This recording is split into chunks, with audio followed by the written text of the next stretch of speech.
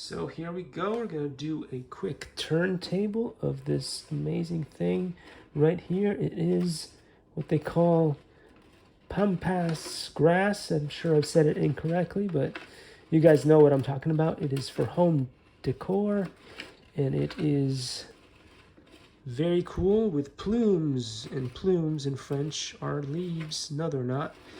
They happen to be feathers. Plume, plume. Oh, okay. That's just me being me. That's what you're here for.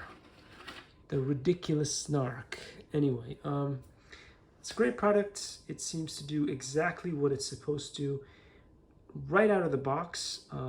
They gave you instructions. You follow the instructions. You get great results. So there's not a whole lot more to be said other than it's a great product. I can recommend it. Likey.